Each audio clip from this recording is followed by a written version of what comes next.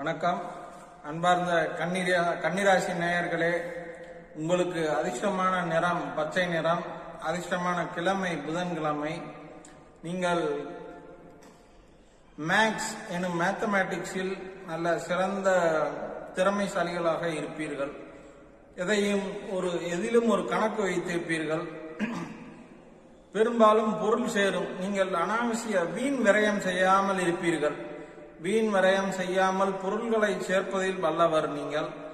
உங்களுக்கு நகை, ஆடை, ஆபரணங்கள் இது போன்றவை சேரும்.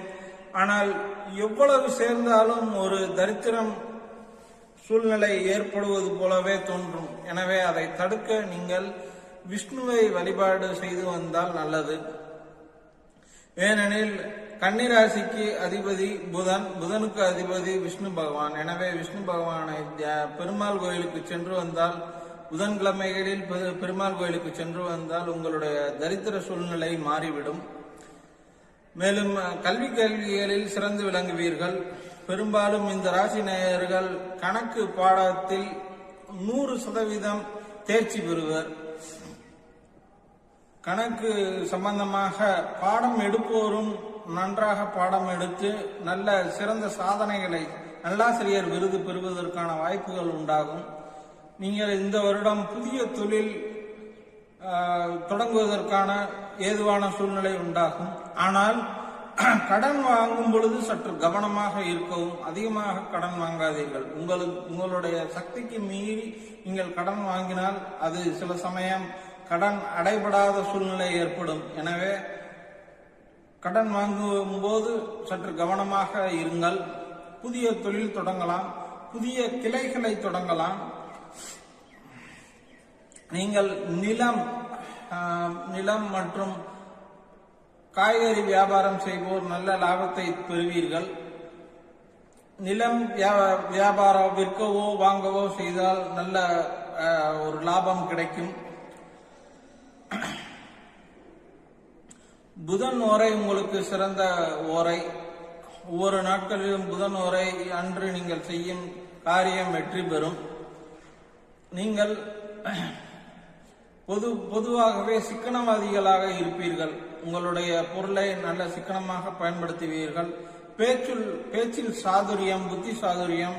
பின்பு மற்றவர்களோடு பழகும் போது ஒரு அனுசரிப்பு தன்மை உங்களுக்கு நன்றாக இருக்கும்.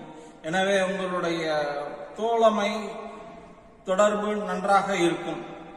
உங்களுக்கு தோழிகளாகவோ உங்களுக்கு நண்பர்களாகவோ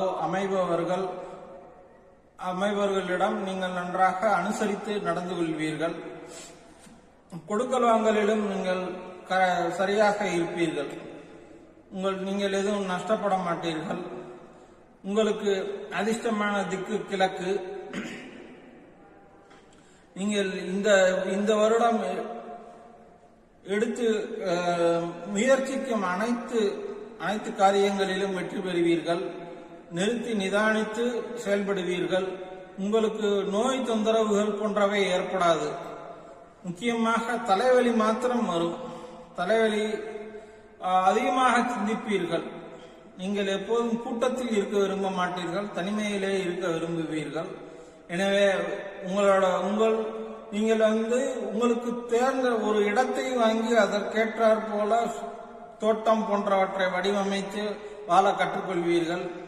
அது தனியாக ஒரு இடம் வாங்கி அதை சுற்றி உங்கள் ரசனைக்கேற்ப செடி கொடிகள் அனைத்தையும் போட்டு நன்றாக செழிப்பாக வாழ வேண்டும் என்று உங்களுடைய சாதனை இருக்க வேண்டும் என்று நினைப்பீர்கள்.